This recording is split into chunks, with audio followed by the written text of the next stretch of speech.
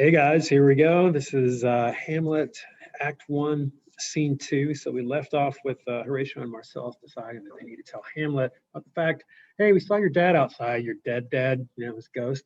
So yeah, that's kind of mysterious. So I'm going to fade in here to Scene 2. And we want to be looking for what Claudius is talking about here as he addresses the court. So this coming up is kind of like State of the Union speech, right? And as you can imagine, he's got a personal matter that might have happened recently, and also a political situation that he needs to kind of reassure his people about. All right, here we go. Soon. Hopefully. Yep.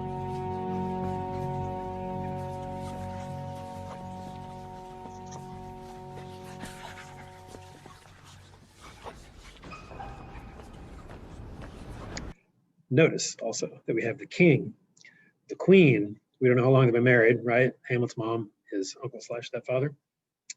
Hamlet, who's the young Hamlet, of course. Polonius, who's the advisor to the king. Laertes is his son. And then some of the other lords in attendance and the other guys that we saw.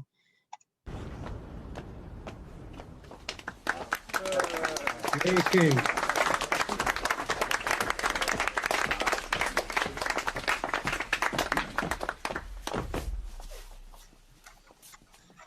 Though yet of Hamlet, our dear brother's death, the memory be green, and that it us befitted to bear our hearts in grief, and our whole kingdom to be contracted in one brow of woe. Yet so far hath discretion fought with nature, that we with wisest sorrow think on him, together with remembrance of ourselves. Okay, notice the pronouns that he's using. Got a grammar connection here. It's not saying I and me. He's saying we and our. Okay, it's not just saying I feel the way that I feel. He's kind of including everyone in it, right? Well, why might he be doing that? As it begins with the next line, therefore our sometime sister. This is an excerpt that was in the background notes that you took, and there's a sentence within there. There's a subject, a verb, and an object, but it's kind of scattered and twisted throughout the words. So we got some Shakespeare messing with some syntax. And it's because Claudius is trying to shove a lot of information into one sentence. He shoves a lot of information into every sentence. He talks at length. We want to think about what we think about that and why he's trying to fill sentences with so much information. Therefore, our sometime sister, now our queen. The imperial jointress of this warlike state, have we, as 'twere, with a defeated joy, with one auspicious and one drooping eye, with mirth in funeral and with dirge in marriage, in equal scale weighing delight and dole, taken to wife. And end of sentence. Okay, so what did he just say there? Well, saying I have taken a person who used to be my sister in law, who is now a queen, as my wife. They know this. Yeah. Or have we here embarked your better wisdoms, which have freely gone with this affair along, for all our thanks. Now follows that you know, young Fortinbras, switching topics, holding a weak supposal of our worth, or thinking by our late dear brother's death, our state to be disjoint and out of frame, colleagued with the dream of his advantage. He hath not failed to pester us with message importing the surrender of those lands lost by his father, with all bonds of law, to our most valiant brother. So much for him. Now, for ourself and for this time of meeting. Thus much the business is. We have here writ to Norway, uncle of young Fortinbras. Okay, just a note there. They're just going to call the guy who's the king now Old Norway. Okay, he just says Norway. We've written to Norway, uncle of young Fortinbras. So notice in both countries, we've got a dead king, and then the brother's taken over, and a son who's lost a father, who was the old king, right? Who, impotent and bedrid, scarcely hears of this his nephew's purpose, to suppress his further gate herein, in that the levies, the lists, and full proportions are all made out of his subject, And we here dispatch you, good Cornelius, and you, Voltimand, for bearers of this greeting to old Norway, giving to you no further personal power to business with the king, more than the scope of these dilated articles allow. Farewell, and let your haste commend your duty. In that and all things will we show our duty. Okay, so he's sending a couple guys, some messengers, telling the uncle, who's apparently kind of infirm, right? Sick, old, whatever, to get his nephew in line, right? Because his nephew's, remember, sharked up a list of lawless resolutes, some mercenaries, right, that might come and attack. So the way Claudius is taking care of that is sending a couple guys, Cornelius and Voltimand, to inform the uncle of what his nephew's doing, put a stop to that. Doubted nothing. Heartily farewell. Farewell. And now, Laertes, what's the news with you? You told us of some suit. What is, Laertes? Oh, you cannot speak of reason to the Dane and lose your voice. What wouldst thou beg, Laertes, that shall not be my offer, not thy asking? The head is not more native to the heart, the hand more instrumental to the mouth, than is the throne of Denmark to thy father. What wouldst thou have, Laertes? Dread, my lord, your leave and favour to return to France. From whence, though willingly I came to Denmark to show my duty in your coronation, yet now I must confess that duty done, my thoughts and wishes bend again towards France, and bow them to your gracious leave and pardon. Okay, so you have kind of a generation of like younger folks that includes definitely Laertes and Horatio and Hamlet, who are kind of home from school, graduate school basically, college over in France, which would be a common place for them to go to study in the great universities they have there, right? So, or whatever version of that they had then. So he's basically asking permission to leave. So the reason everybody was home could have been a couple of reasons. They're saying it's coronation, but it also could have been, depending on the timeline, could have been the funeral too, right? So he has to ask permission to go back, I guess, right? Have you your father's leave? What says Polonius? He hath, my lord, wrung from me my slow leave by laboursome petition.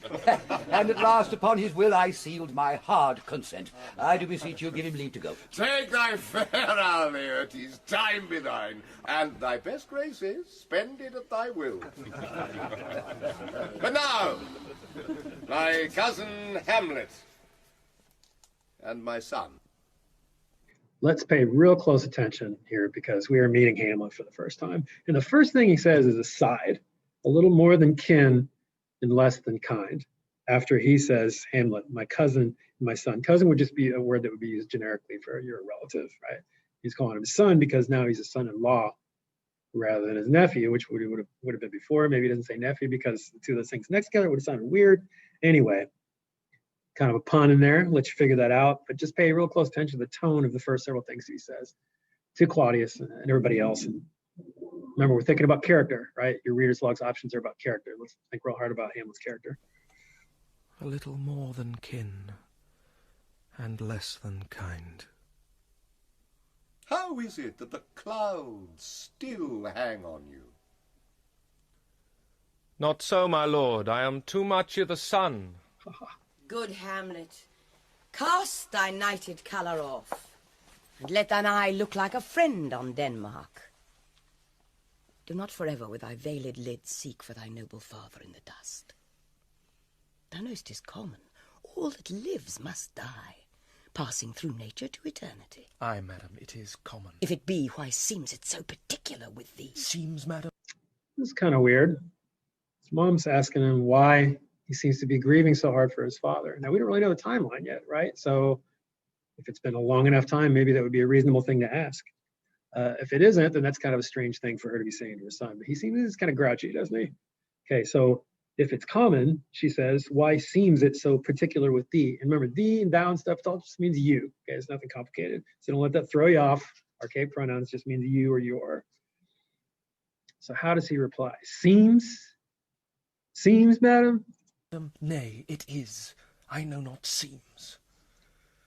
'Tis not alone my inky cloak, good mother, nor customary suits of solemn black, nor windy suspiration of forced breath, no, nor the fruitful river in the eye, nor the dejected haviour of the visage, together with all forms, moods, shows of grief that can denote me truly. These indeed seem. for they are actions that a man might play. But I have that within which passeth show, these but the trappings and the suits of woe. 'Tis sweet and commendable in your nature, Hamlet, to give these mourning duties to your father. But you must know your father lost a father. That father lost his. And the survivor bound in filial obligation for some term to do obsequious sorrow. But to persever in obstinate condolement is a course of impious stubbornness. 'Tis unmanly grief. Unmanly grief. Whoa. That's digging kind of deep there.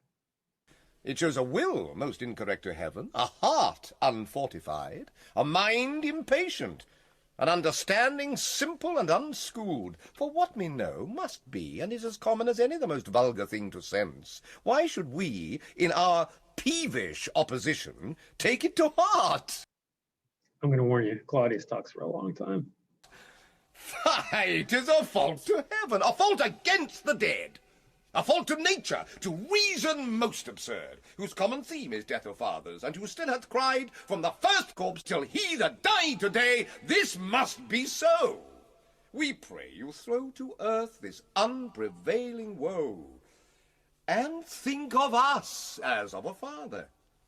For let the world take note, you are the most immediate to our throne, and with no less nobility of love than that which dearest father bears his son, do I impart towards you.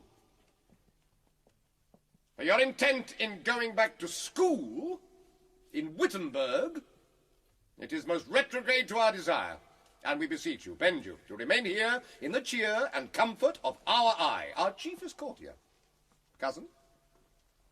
Okay, so notice, in addition to his reaction about whether Hamlet should stay or go, he makes a big deal of saying, remember, you're the next in line to the throne, as if that's this really great thing, right? Well, usually when a father dies, it would go to the son, but for some reason, it went to the brother, who then married the dead king's wife. And our son. Let not thy mother lose her prayers, Hamlet. I pray thee, stay with us. Go not to Wittenberg. I shall in all my best obey you, madam. Why, it is a loving and a fair reply. Be as ourself in Denmark. Madam, come. This gentle and unforced accord of Hamlet's, it's smiling to my heart. In grace whereof, no jocund health, the Denmark thinks today, but the great cannon to the clouds shall tell. And the king's rouse, the heavens shall brew it again, re-speaking earthly thunder. Come away! If you can't tell what Claudius is basically doing there, saying, all right, enough seriousness. Let's go party. Let's do some shots.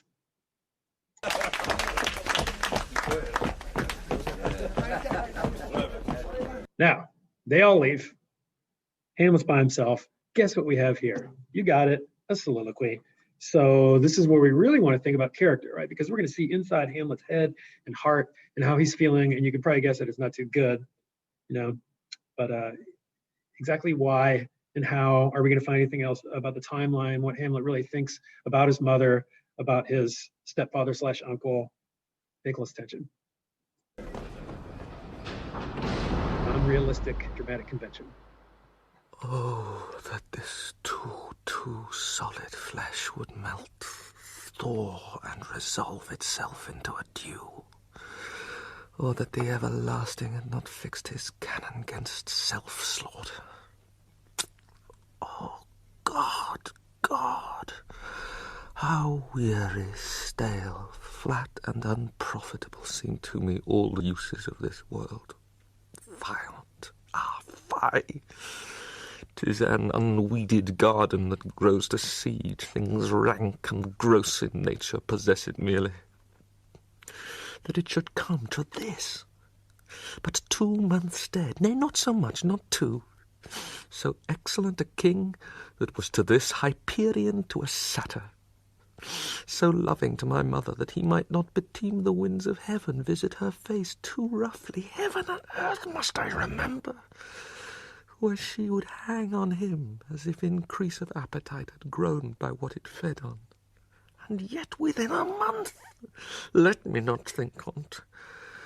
Frailty, thy name is woman, a little month, or ere those shoes were old with which she followed my poor father's body like Niobe, all tears. Why she, even she, O God, a beast that once discourse of reason would have mourned longer, married with my uncle, my father's brother, but no more like my father than I to Hercules, within a month. Yet the salt of most unrighteous tears had left the flushing in her galled eyes. She married. Oh, most wicked speed, to post with such dexterity to incestuous sheets. It is not, nor it cannot come to good, but break my heart, for I must hold my tongue. That's pretty intense. Sounds like he's having some dangerous thoughts. He's angry about some things. He expresses some thoughts about his father. And then he kind of goes into some contrasts between his father and the guy who's king now. And then he has some thoughts about his mother, and he strengthens all those thoughts with a couple allusions, right? What does all that add up to as far as his character? What do we learn about him? This initial glimpse of him in the story and the soliloquy here. Be a great part to do a reader's log on, for sure. There's no question on the study guide about that because I was taking for granted we're going to have a long discussion about, or some kind of discussion about each soliloquy. So I'm going to cut that off for now because I have to leave and go home. So I will do another video for the last half of Act 1, Scene 2. That was the first half. Next video is the last half of Scene 2.